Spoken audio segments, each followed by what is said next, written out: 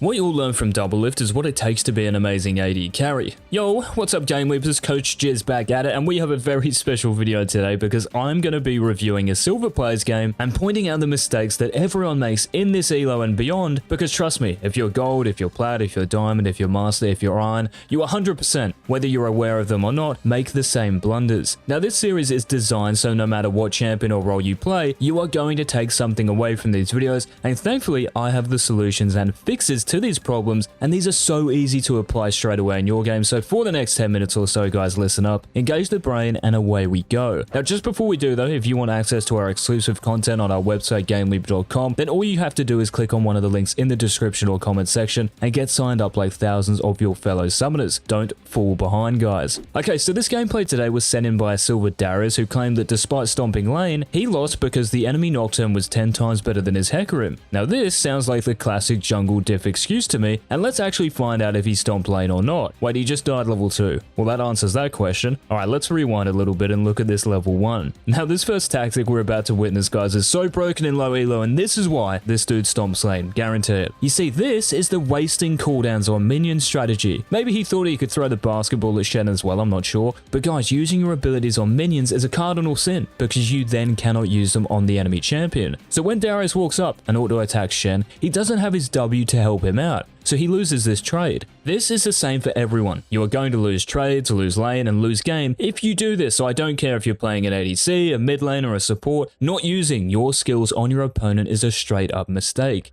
In fact, DARIUS rectifies this mistake instantly. Instead of using his next W on a minion, he tries to use it on Shen, and even though he isn't able to use it on him, what does this do? Well, this creates pressure, and Shen has to wait until DARIUS's W runs out. So in another situation, this might mean your opponent has to give up minions because you're posing too much of a threat, and if he decides to move up, you just dunk on him. Now I'm going to walk you guys through the def we saw moments ago, and I want to point out a crucial detail which if you guys start recognizing in your games, you will win lane so much more. You see these things? These are minions, and at every stage of a game you have to take into account the damage these dudes can deal. So when Mr. Silver DARIUS runs up and keeps attacking Shen and his minions, guess what? He is sent back to base. Now did you notice how I said DARIUS keeps attacking Shen? Watch again. This is great from Old Mate, the auto attack into a W combo. You know, he's using his cooldowns on his opposite number, but his good work is completely undone because he does not back off. And the reason he should, again, he is fighting in Shen's creep wave. Like, look at all the minions here. They're hitting DARIUS and probably laughing at the same time because there's no respect. And that's one of the most important facets of laning, guys, showing the minions their respect. So in your games, mid lane, bot lane, wherever you are, it even applies to you junglers when you're fighting near jungle camps, do not fight for an extended period of time in the enemy minion wave. Short trade, back out. Short trade, back out. Oh, and this mechanic is really broken as well, by the way. Flashing when you're 100% dead. Guys, if you're going to die, please just accept it and go down fighting or go down trying to get golden experience. So the most common example of this is dying for a turret. Now DARIUS stalls an auto attack on Shen here, and it may seem trivial, but that would have been important because it's damage. So when DARIUS TPs back to lane, Shen would have essentially been easier to kill, but because he panics and doesn't accept his death, he misses out. I think it's also important to say here that guys, one kill, one death does not decide the lane. Way too many players think the lane ends when you die once, so they will end up making bad decisions just like this. Guys, just relax. Now this next tip I'm going to give you is going to help you survive every single gank that comes your way, and mad props here to the Silver DARIUS because he plays this perfectly. So in this game, the enemy Nocturne started bottom side of the map, so is blue buff, which means that if he doesn't gank mid or bot shortly after doing blue, he is clearing his jungle towards the top side of the map. So knowing that there is a 100% chance Nocturne is around DARIUS's side of the map, Mr. Jungle Diff actually plays this like, well, I'd probably even say a challenger would, and here's why. Notice how DARIUS is holding the higher side of the lane here. This is great because when Nocturne shows he has to cover more ground to get to DARIUS. Like if DARIUS was standing where this range minion is, he dies again, right? Guaranteed. Now that's how you should position, right, to create space, but it's also paramount to maintain that space.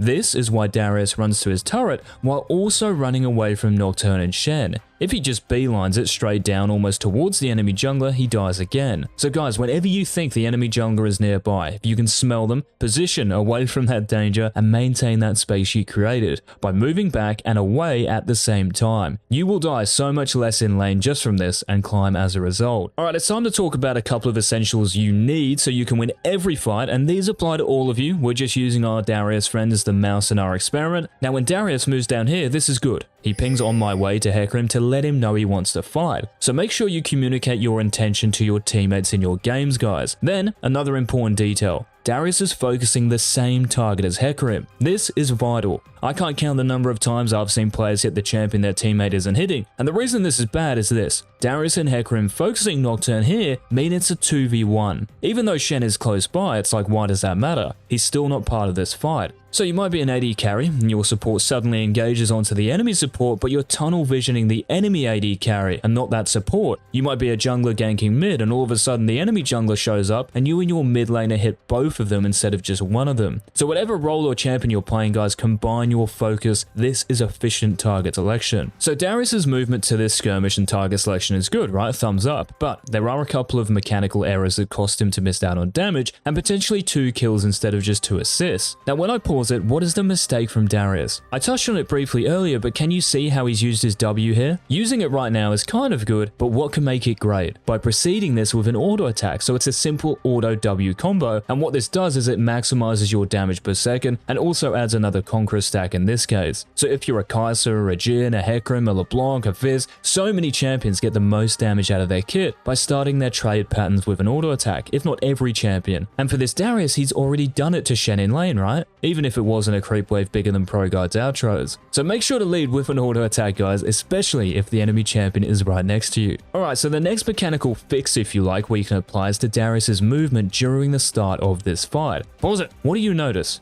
Now for me, I can see Nocturne running up towards Shen, and I see Darius running down towards the Scuttle Crab ward. This is bad, and it's even worse when Nocturne has flash, which he does. You see, Darius should never be running below Nocturne here. He should always remain ahead of him, so as soon as he starts up his Q, he should be moving towards Shen, not down. So what you're essentially doing is cutting off Nocturne's escape path, and because your position is actually a part of this escape route, you can damage him when he makes a run for it. But when Nocturne flashes, Darius is trying to play catch up. He's too far away, so he has to attack Shen instead. So when an enemy champion is trying to escape a fight or run away, stay ahead of them, guys. You will deal more damage as a result, and there is close to no chance they survive. Now, can someone tell me why this silver player thinks Darius is a ranged champion? Guys, I'm about to show you something very special. That got kind of weird. But yeah, can anyone give me a legit reason why Darius is playing so passive? Like, I can't see any reason why he should. He has a level advantage, which is the first big detail. So whenever your number, guys, is higher than your opponent's, look to use that extra power you have. See, it's not just that you have another point in an ability, it's also the fact your base stats increase. So your attack damage, your armor, like, get in there. Now, the other important detail is the actual position of the lane. For champions like Darius, Fizz, Thresh, Yasuo, Yone, Zed, when the enemy champion is further away from their tower, the higher the chance of killing them. And it's most apparent on these champions because they can close that distance easily and chase. Now, I know this Darius doesn't have Ghost, but if he can land one E and a slow from his W, Shen is in big trouble. Now, I talked about this in our recent Challenger versus low elo video, but if Darius was to suddenly run towards Shen, what sort of message is this sending? And players across all elos do this 24/7. You're pretty much saying, oh, hey bro, my jungler's about to gank you, so I'm going to try get you to fight me. And your opponent says, nah, I'm good, and runs off because it's so obvious. So when you have an advantage like this, guys, even if you don't, never ever stand so far back unless you know for a fact that the enemy jungler is nearby. Now, when I hit play, it makes me even more mad Darius isn't trusting himself, because what did Shen just use? His E, his dash, his escape, and he won't have the shield from his passive as well. Like, if there was ever a time to go in, it is right now. Just the fact that Shen is auto-attacking this melee minion for free is super troll, because that's where Darius should be. Looking to use his level and gap closing advantages, if you like. It's not the end of the world, of course, but it's a big missed opportunity, and we'll see another example of this soon. Do not waste your advantages, guys. And look what happens when Darius actually does fight Shen. It's a miracle. Okay, someone has to riddle me this too. Why does Darius leave the 200 HP Shen